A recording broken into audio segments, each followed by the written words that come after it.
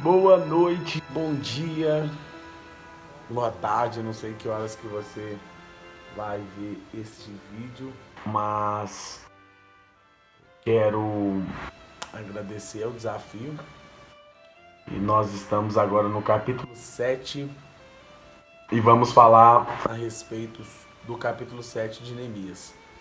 Quero dizer que estou com muita saudade de vocês, estou com muita saudade do conjunto Geração Vida, de todos os componentes, sem exceção de nenhum. É um momento muito difícil que a gente está atravessando de pandemia, mas nós acreditamos que tudo está no controle de Deus, né? E logo, logo nós vamos poder estarmos juntos, nós vamos poder adorar a Deus no templo, e nós vamos poder nos abraçar, porque Deus, Ele está no controle de toda a situação. Amém? Sem mais delongas, vamos Neemias, capítulo 7.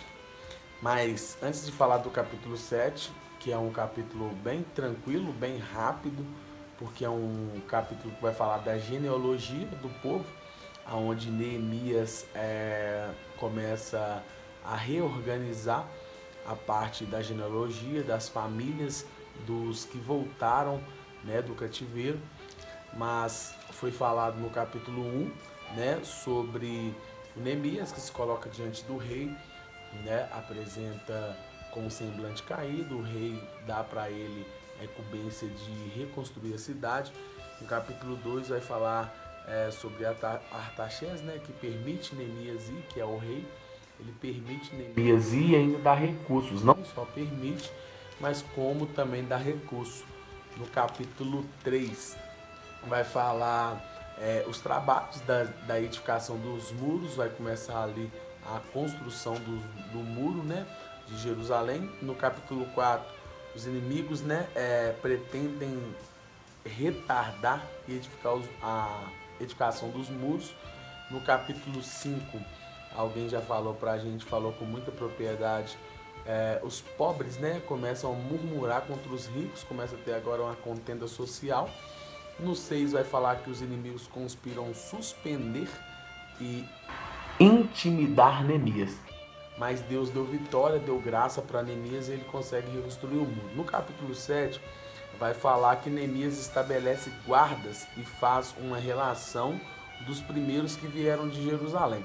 É tranquila essa parte. Por quê? Porque o muro já está construído. O Neemias nomeia quem vai ficar tomando conta dos muros. Até no capítulo 7 ele começa assim: ó, sucedeu que mais depois que o muro for edificado, eu levantei portas e foram estabelecidos porteiros, cantores e levitas. Eu nomeei Anani, ele nomeia para ser ali guardião da porta, dos muros, né? Anani, o seu irmão, e Ananias, maioral da fortaleza, sobre Jerusalém, porque era homem fiel a Deus, né? E ele também fala que ele começa a organizar o abrir e fechar das portas, quando deve abrir, quando deve fechar. As portas tinham que ficar fechadas na maioria das vezes, porque era uma cidade edificada. Ele fala que a cidade era larga, tinha grande espaço, porém pouco povo havia dentro dela e ainda as casas não estavam edificadas.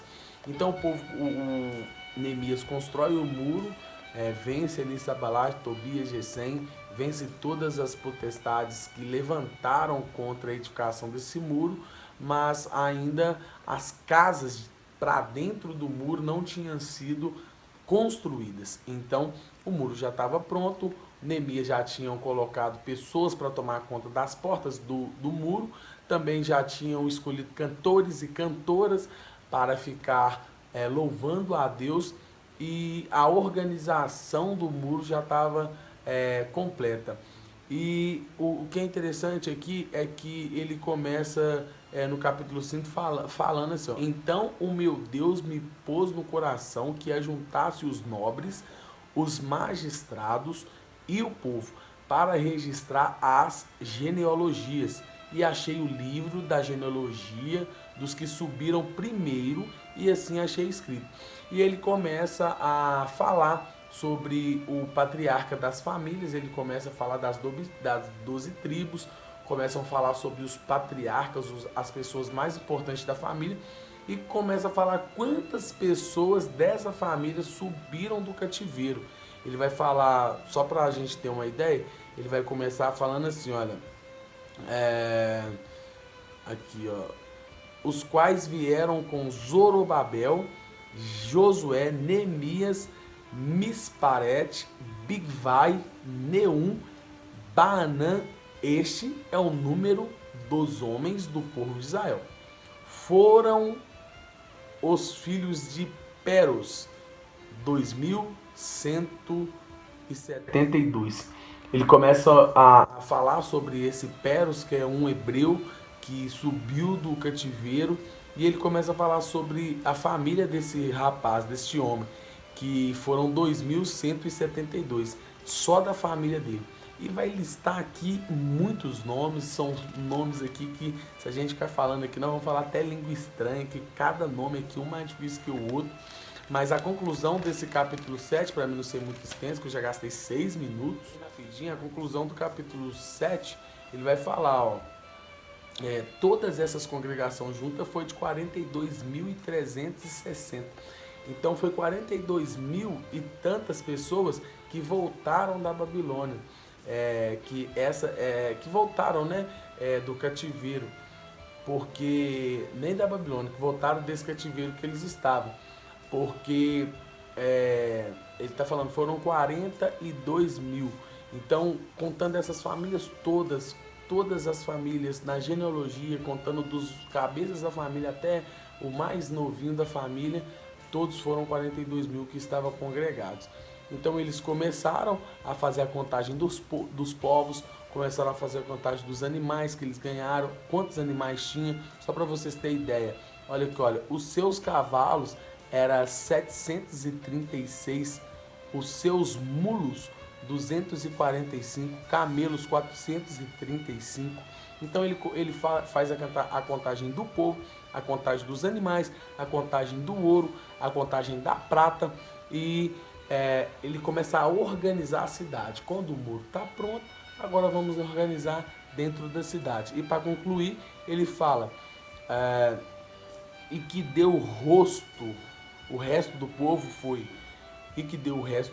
foi, em ouro 20 mil daricos. Aqui ele está falando que teve algumas pessoas que começaram a dar presentes, começaram a dar ouro, prata para a reconstrução das casas, para o tesouro de Israel.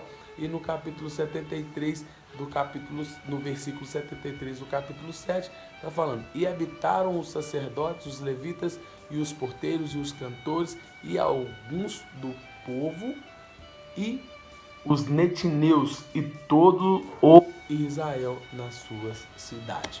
E aí, agora é o capítulo 8. Capítulo 7 eu espero que tenha ficado bem claro para todos vocês. É bem simples, é quando Neemias começa a organizar o povo na sua genealogia, mostrando o povo de onde eles vieram, para onde eles vão, e porque o povo de Israel, eles são muito ligados à genealogia, porque a genealogia é a sua história. O povo de Israel é muito ligado na história, então eles eram muito ligados na genealogia. Ok? Espero que vocês tenham gostado. Eu quero desafiar aqui agora, deixa eu pensar. O Samuel, filho da Ana, meu chegado, meu amigo, fala aí sobre o capítulo 8, ok? Beijo no coração de todos vocês, até mais ver, né? Que tomara que seja o mais breve possível e que Deus venha abençoar você e sua família e todos os seus, tá bom?